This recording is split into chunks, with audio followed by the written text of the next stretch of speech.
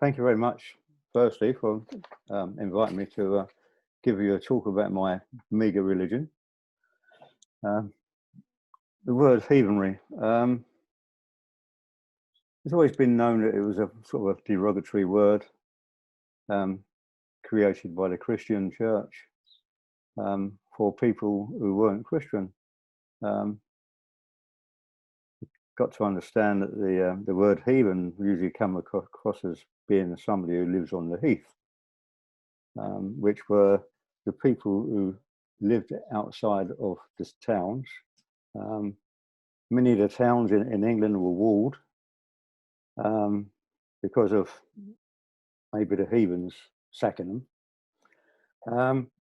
So if you was living out on the heath, or your normal everyday people living in the villages, it is possible that if you wanted to come into the walled town, come through the gates to sell your wares, that they would want you to be christened. So anybody outside of the walls were called heathen. But you probably find the people who they called heathen would never ever thought of themselves as being heathen. You know, just normal everyday Joe Blog type people. This is a handle that was given to the heathens by the Christian church. Because of so many laws and so many edicts made by the Christian church against the heathen people, they was really trying to totally Christianize the land, and people, you know, they was stopping people from gathering and singing and chanting at holy places like wells and hearths and you know, all the places. The Christian church decided to start closing down and destroying all the groves, building on top of all the wells, and really trying to bring the heathens into the Christian way of life. It probably didn't work for quite a few hundred years, because there's always new laws and edicts being brought out about what people was up to, and people were trying to change their ways. People were they learned fast and decided, well, I'll still be a heathen, even though they didn't call themselves heathens. But I'll also like play it down a bit, and I'll have two altars, and I'll have an altar to my heathen gods, and I'll have an altar to the Christian gods, and that worked out pretty well for a while. But you know, we always get our own back, and all the good craftsmen were living out in the country. They weren't Christianized yet, and these are the people they wanted to build their churches and the cathedrals. And these are the people who put the shield in the gigs, and the gargoyles, and the green men up on the ceilings and high places on all the columns. Maybe sort of tongue-in-cheek, getting their own back. But yeah, as I say, we would never have seen ourselves as heathen. The Vikings probably never even called themselves Vikings, really. When they sort of going around sacking the churches, the Vikings, and the people would say, oh, it's the Northmen are coming, or the heathens are coming, but never the word Viking. So a lot of Vikings have been lumped into the word heathen as well. So history can be pretty scant for heathens. You know, through the dark ages, we tend to rely on the sagas and the Eddas, what were actually written by Christian monks, and some of the stories get a very Christianized slant to them, and we've had to, over the course of time, try to nitpick them and try and look for the truth behind the Christian words. Where are we? So yeah, everything. A lot of the others had a Christian slant to them. I think I don't know if you've heard of Snorri. Is it Snorri Sturluson? He was an Icelandic monk, priest, and holy man. I think he was also possibly in some way some kind of heathen as well. If it wasn't for him writing his Eddas, we would never know anything about our own kind of history at all. But through the Dark Ages, when the Dark Ages had come and they went, the Scandinavian folk were using rudimentary runes, but I don't think it was ever actually used as much as people think they used the runes. They had tines like little slips of wood, which they put little figurines of figures on motifs and rudimentary runes on, and they would cast them, and mostly you wouldn't have probably a proper true Gothi or a high priest or what anything. It would be the head of the clan or head of the family who cast the runes or cast the tines every morning to try and work out what the day is going to be for the family, you know. And they would cast the tines for asking for rain for the crops, or for a good day for going out sailing, and maybe they would add into them runes a heathen god, like they would call on Thor for rain, you know, and this, that, and the other. They might call on Ran, you know, for a calm sea, or working with the gods that way. So, but working with the runes, I think, because the word rune really means secret, and I think they only used the runes in a secret way. It wasn't a language. Most of the runes turn up on old rune stones and grave markers, and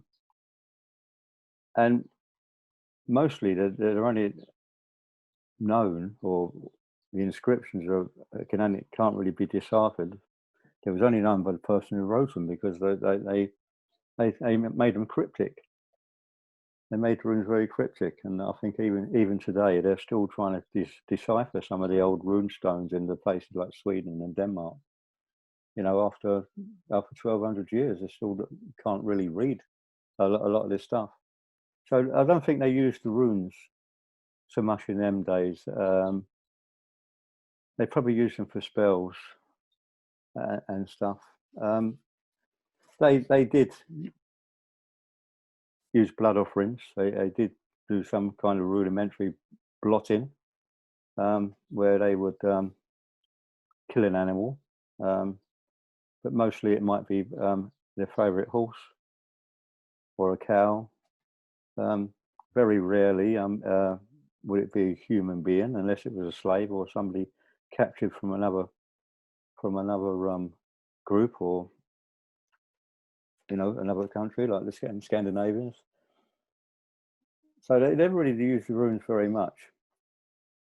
Of course, we went through the Dark Ages, and the Vikings, they came and went, and it all got sort of a little bit slack. You know, there was not much going on until maybe like the Brothers Grimm in Germany started to collect all the old wives' tales and the folklore tales, and they sort of, the Brothers Grimm sort of dug up a load of stuff and created some kind of interest in Germany.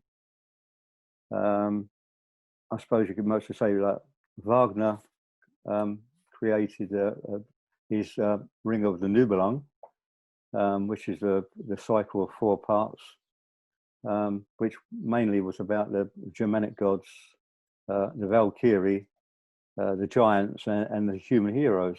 So that sort of brought a bit more heathenry back into play into Germany. It sort of got very romanticized. And then people come along like Guido von List, who decided that he would create his own Futhark called the Armen and Futhark. And he created that Futhark from the Harbour, which is one of the greatest works. The Harbour really is a commentary. It's called The Sayings of the Old Ones, and it's basically a human social wisdom for people to act out on, the good wisdom of when you're either hosting something or you're a guest of something. It's all about sort of social gatherings and doing the right thing. So all that was going on. Guido von List wasn't a German. He was an Austrian. I've been corrected with the word. It's von, not von.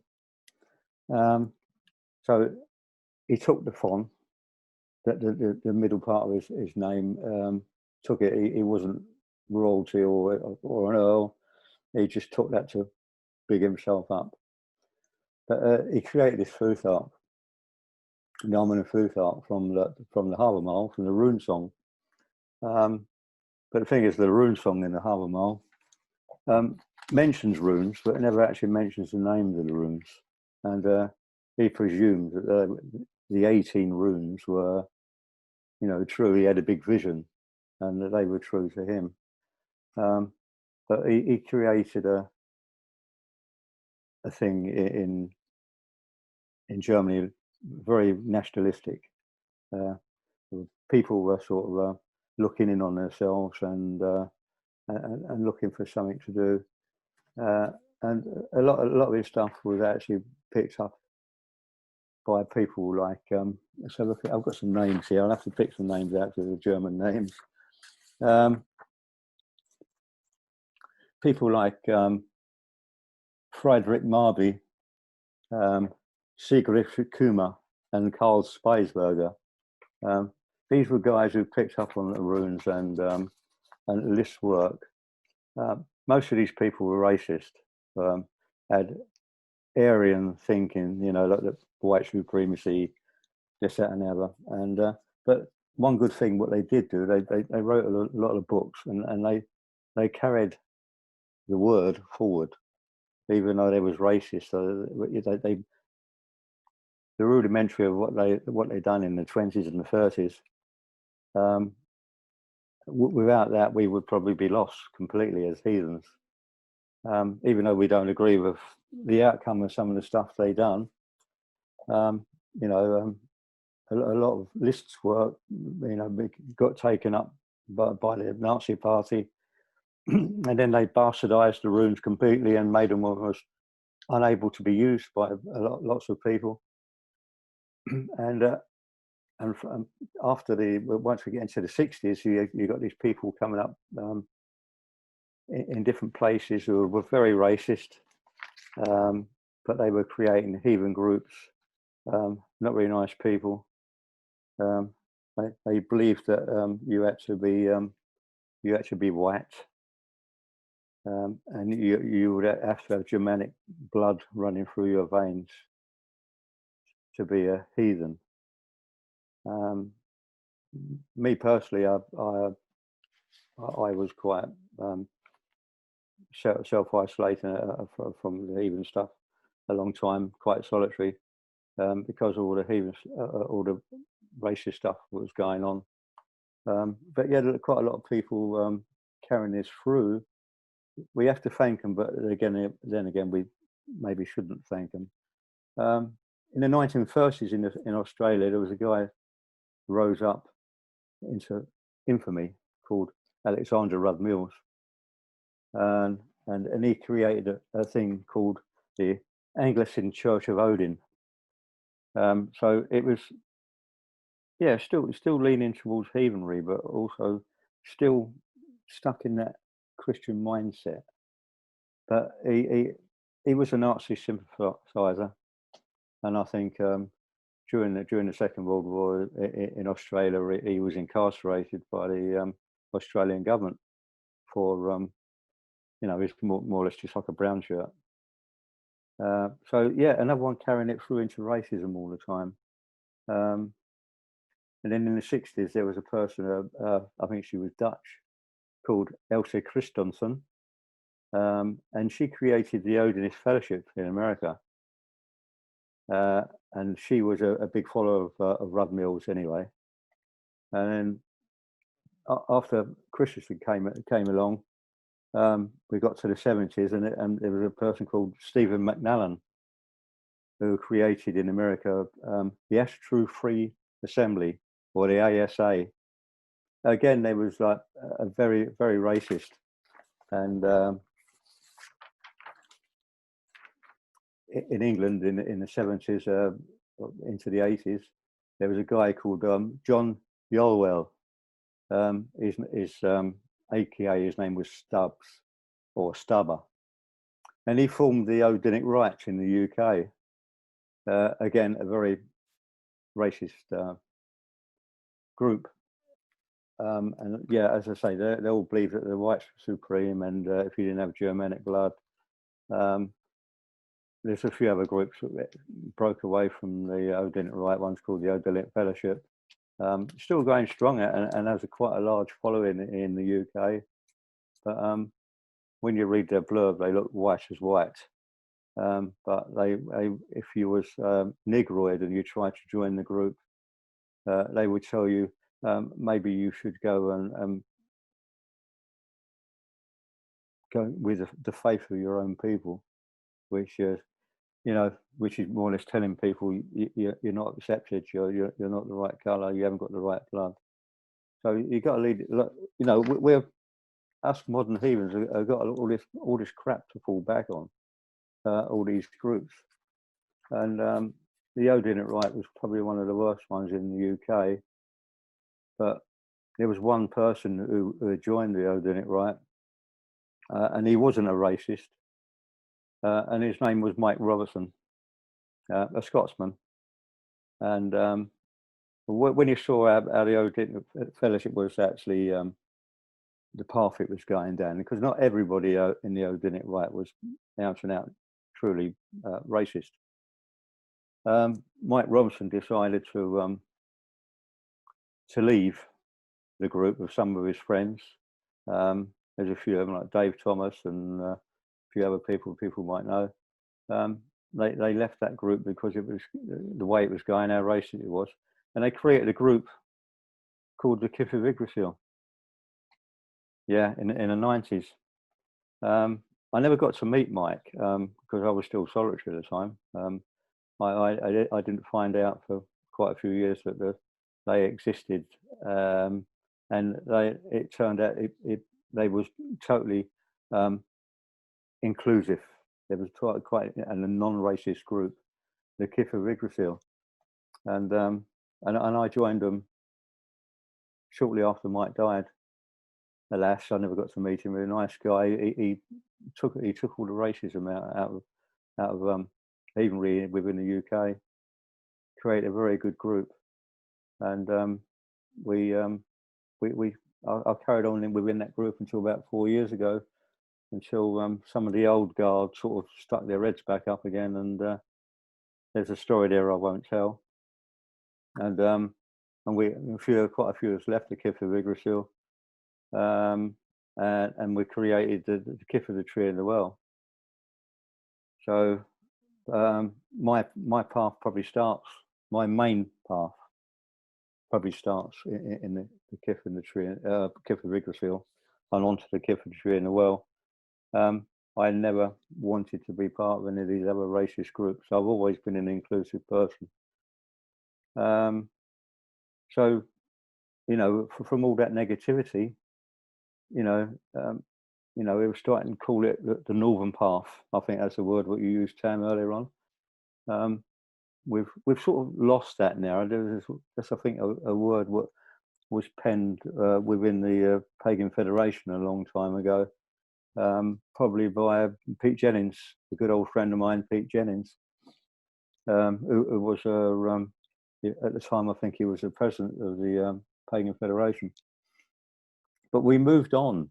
We moved on away from that bad start, and within the Kith of Yggdrasil, and which is a good grounding for a lot of what we was doing, and then moving on to the Kith of the Tree and the Well. We are quite a spiritual group. You know, we're not that sort of gung ho type heathenry how it used to be. You know, we're getting more using the runes in different ways. Some of us are getting into scythe work, like the seeding. My personal thing, what I've been getting into quite a lot over the years, and is my love of my life, is something called Srafagalda, which really, if we break it down into English, it means stance and chance. This is something really, the one thing I picked up from Liszt, because when he created his Armen and Futhark, he also created a form of heathen yoga. I called it wooden Tai Chi, but it's a kind of a yoga where you stand in the shape of the rune, like yoga. But then we started to develop the shapes of the runes, but also the chanting of the runes, so to vibrate the runes, and it's quite powerful. And I got into bind runing as well in a big way, which is joining runes together, making a rune with a meaning. But the people who create bind runes are, maybe, unless they tell somebody else what they are, nobody else will decipher them, because you have to, when you make a bind rune, you write them down in a specific order. So, and the first rune would be the backbone of all the other runes. And when you write the first rune down on a piece of paper, or you carve it in a piece of wood, when you create the second rune on top of it, you go down that backbone again, and you keep going down the backbone, you keep creating more runes, and you make a shape and a pattern.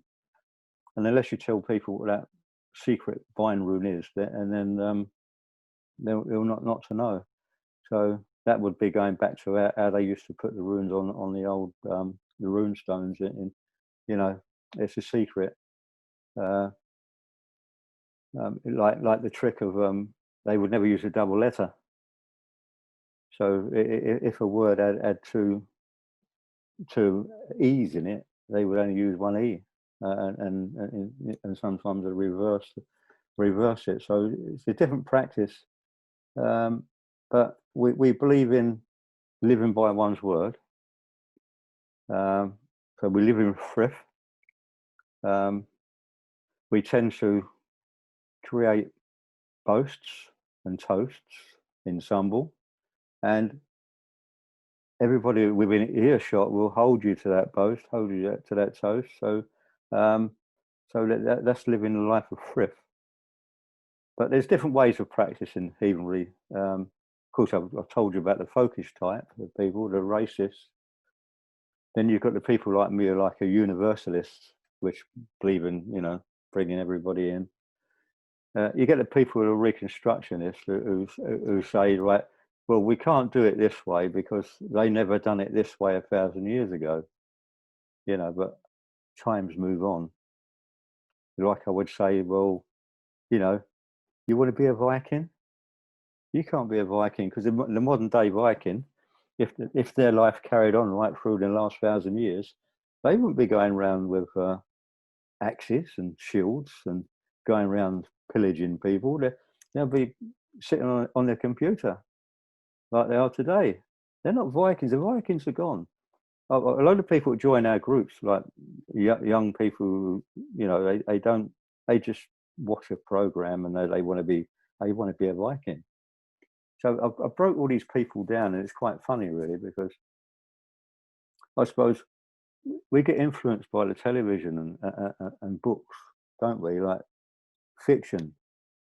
So I suppose for pagans or maybe people who are into witchcraft, you know, that Buffy the Vampire Slayer,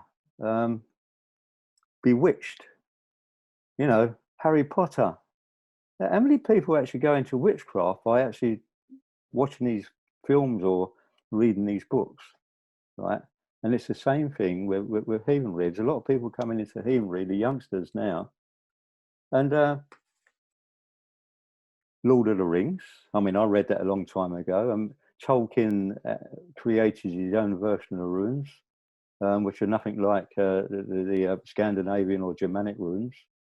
But he was quite a big historian, and he knew his stuff. He knew all about the trolls and the giants, you know, all them characters, and the elvish, all them characters within the heathen pantheon, you know, the cosmology. So you get people coming in, you know, we call them, like it's a joke. We call them Tolkien true, right? Because in Iceland, they penned the word Asatru, right, and it got taken to America or to England. It just means you're true to the Asir, you know, one of the main gods. So then we've got people who say that they would be Vanatru, who adhere to the Vanir, you know, to the gods. These are the gods of the earth, of the land. And then you've got the people who might venerate the giants, or the rocker, and we call them rockatru. But you know, with people coming into Heathenry now, you know, they might have just watched the Marvel film Thor, you know, and they think that's the way it was, you know. A bit, so we jokingly we call them Marvel True. Yeah.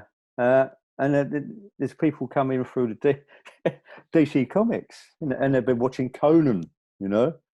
So we call it Conan True. It's all just so the people who are coming through the Conan True thing, we want to be warriors, yeah. They're the kind of people who come in, they want to be warriors. But we've got the people who watch all the Viking series now who are coming through, and they're really into that.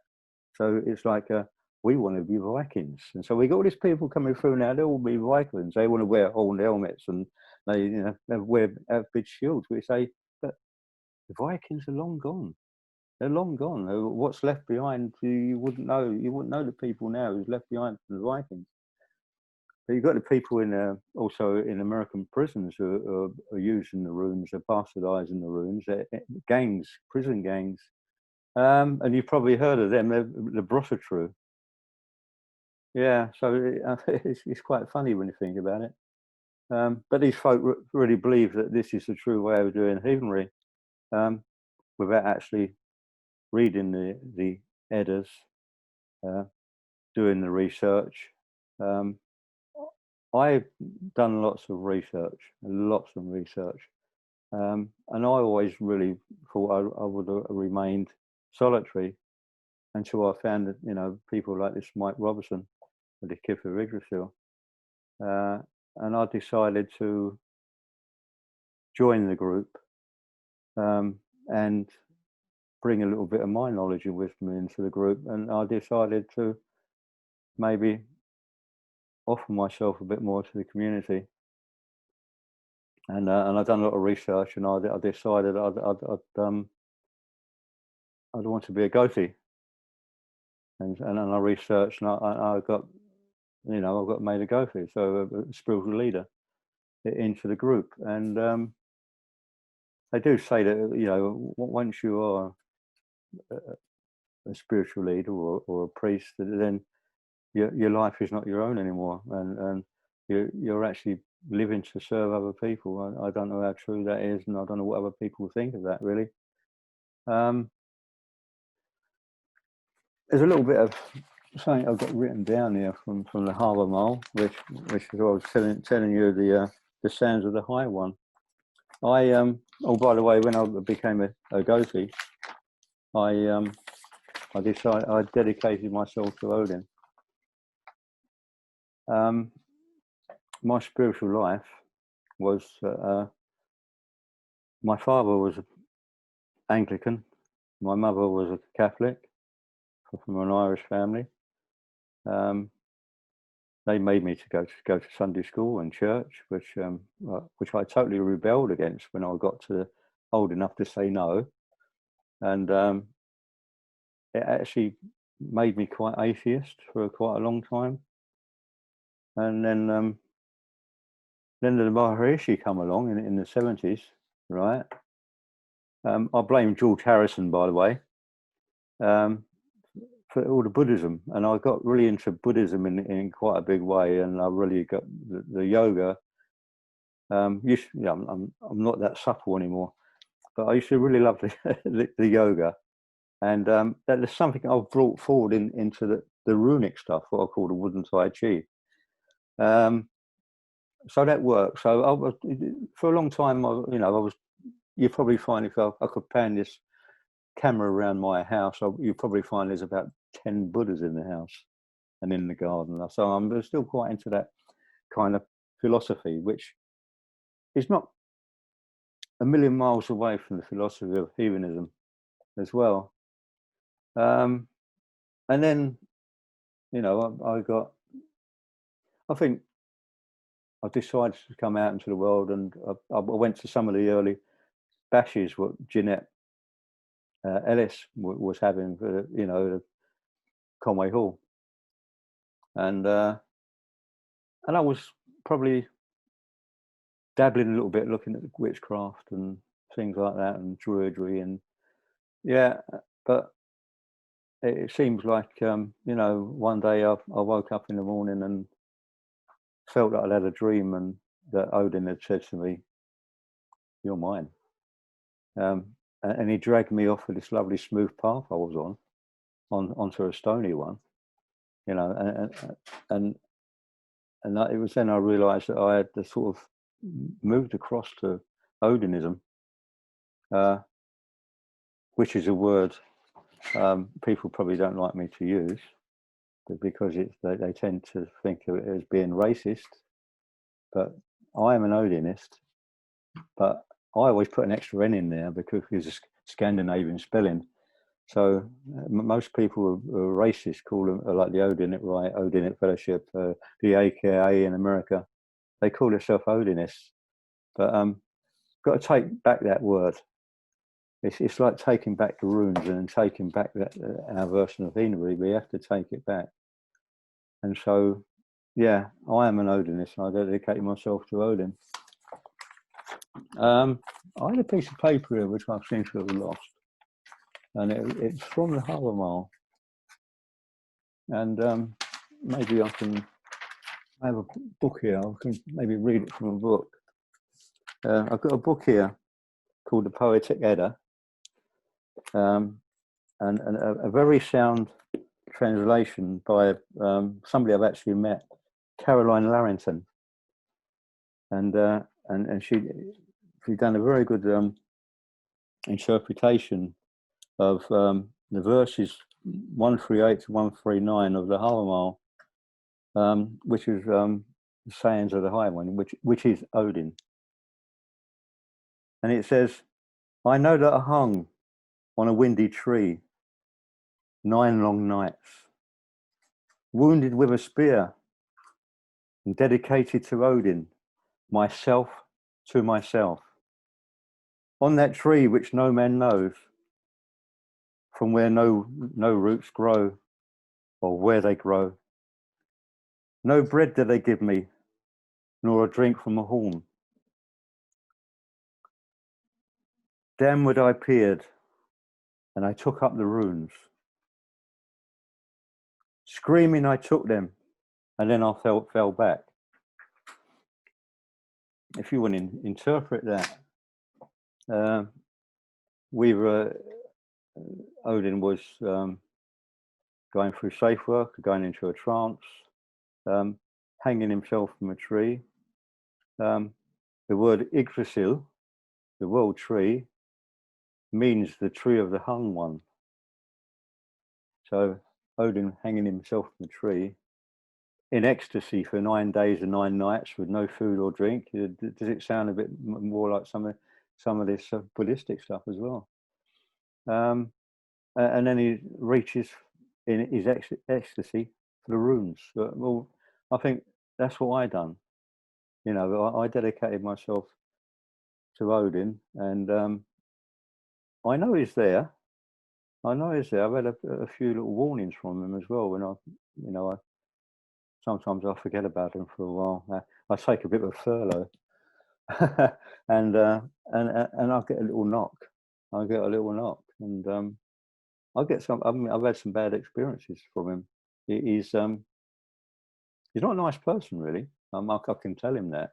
I can tell him that I've been speaking to him. I'll call him a bastard sometimes because he's not a very nice person. He's much worse than Loki. But I can see why Odin takes Loki as a blood brother, you know, which he does. So Odin is a big god in my life. I dedicate my life to Odin. But I have to take Loki as well. He comes along for the ride.